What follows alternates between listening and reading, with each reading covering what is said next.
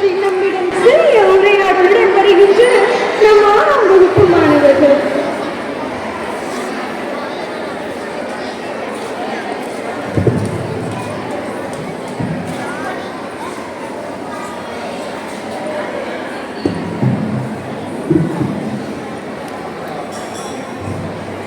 என்னப்பா இது?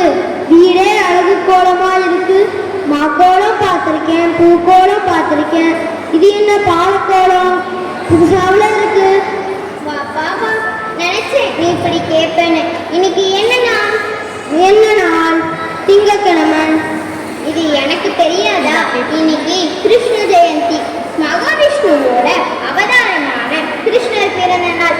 நீதான் எதையும் வச்ச இடத்துல விட்டுட்டு மற்ற இடத்துல தானே கேளுங்க. இதை எப்படி ஞாபகத்துல வச்சுப்ப? ஏதோ எனக்கு கொஞ்சம் ஞாபகம் மாதிரி இருக்கு. சரி, அதை விடு. எனக்கும் கிருஷ்ண ஜெயந்தியை பத்தி கொஞ்சம் சொல்ல, நானும் தெரிஞ்சுக்கிறேன். கிருஷ்ணர் பிறந்த நாள் தான் கிருஷ்ண ஜெயந்தி. இத ஜென்மாஷ்டமின்னு சொல்லுவாங்க, கோகுலாஷ்டமின்னு சொல்லுவாங்க. அப்படியா? சரி, கிருஷ்ணர் எங்க பிறந்தாரு, என்னைக்கு பிறந்தாரு, கொஞ்சம் விரிவா சொல்ல, நானும் தெரிஞ்சுக்கிறேன். கிருஷ்ணர் மதுராவில் ஆவணி மாசம் தேய்பிற அஷ்டமி திதியில ரோகிணி நட்சத்திரத்துல பிறந்தார். அப்படியா? அப்படியே அவர் அவதாரம் எடுத்த காரணத்தையும் சொல்ல. அவர் பிறந்ததன் நோக்கமே இந்த உலகத்துல அமைதியையும் நீதியையும் நிலைநாட்டத்தான்.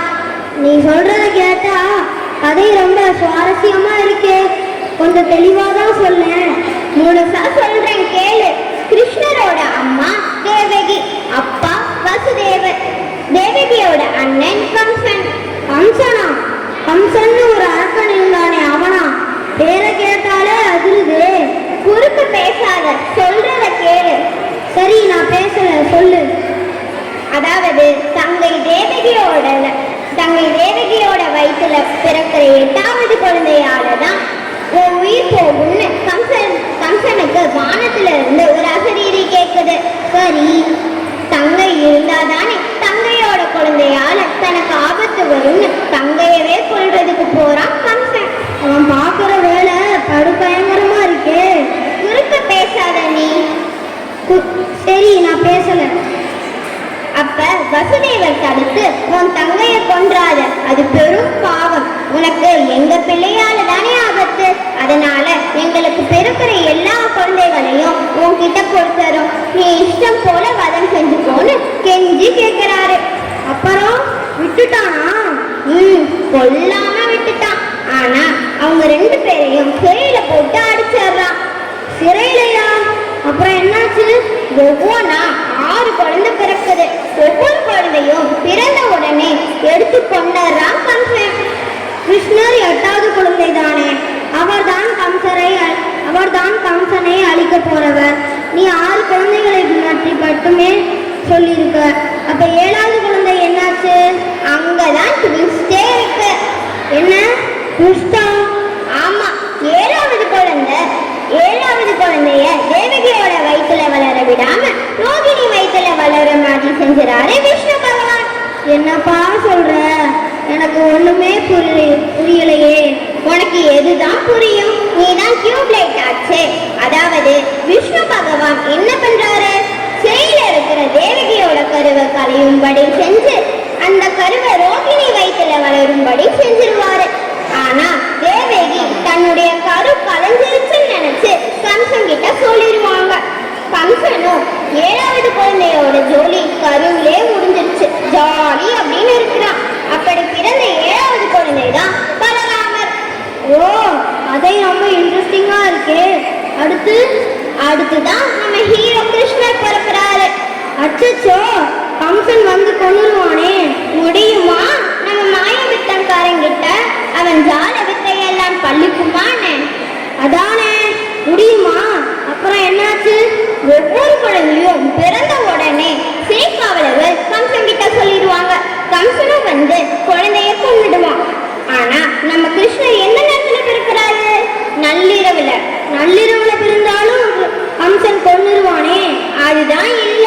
கிருஷ்ணர் பிறக்கிற நாளை இரவு சிறைக்காவலர்கள் எல்லாத்தையும் ஒழுங்கா செஞ்சுட்டு சிறைக்குள்ள விஷ்ணு தோன்றாரு. ஓ அப்படியா? விஷ்ணு தோன்றி தேவகி கிட்டையும் வசுதேவர் கிட்டையும் இந்த குழந்தை சாதாரண குழந்தை அல்ல, மதுரா மக்களை காக்க நானே குழந்தையாய் பிறப்பேன். எனவே பிறக்கும் குழந்தையை கம்சனிடம் கொடுக்க வேண்டாம்னு சொல்றாரு. கம்சன் விடமாட்டானே. ஆமாம், அதுக்கு தான் ஒரு யோசனையும் சொல்றாரு. கோகுலத்துல உள்ள தன் நண்பன் நந்தகோபாலன் மனைவி யசோதாவுக்கு ஒரு பெண் குழந்தை பிறக்க போகுது. அந்த பெண் குழந்தை துர்காதேவியின் அம்சம். அதே வேளையில தான் இங்க கிருஷ்ணரும் பிறப்பாரு. காவலர்கள் மயக்கமா இருக்கும் போது கிருஷ்ணரை பத்திரமா யசோதா கிட்ட சேர்த்துட்டு யசோதாவோட பெண் குழந்தைய இங்க எடுத்துட்டு வந்துருங்கிறாரு. ஆனா சிறைதான் பூட்டி இருக்கே, அப்புறம் எப்படி குழந்தைய மாத்த முடியும்? அதுக்கும் விஷ்ணு வழி செய்தாரு. கிருஷ்ணர் பிறந்த உடனே சிறை கதவு தானா திறக்குது. வசுதேவர் குழந்தை கிருஷ்ணரை தூக்கி கொண்டு யமுனை நதியை கடந்து கோகுலத்துக்கு போறாரு. ரெண்டு பக்கமும் நீர் விலகி நதி தானா வழி விடுது.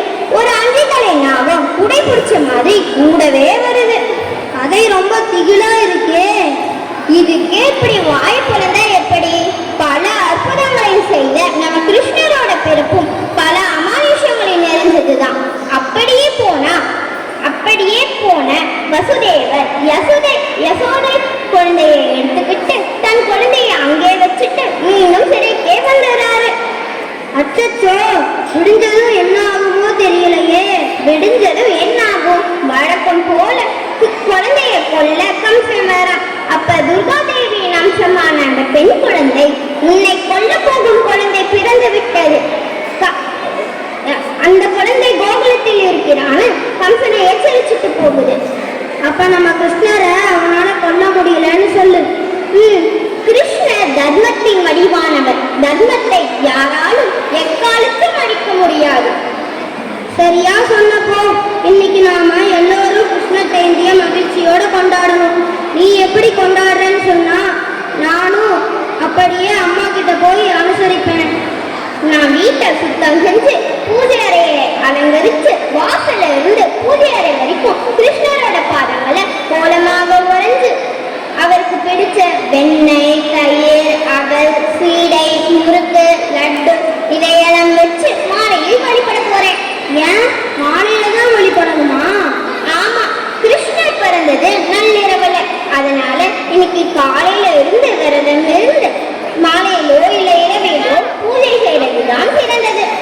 இதே மாதிரியே நானும் அம்மாவை செய்ய சொல்றேன். சும்மா கொண்டாட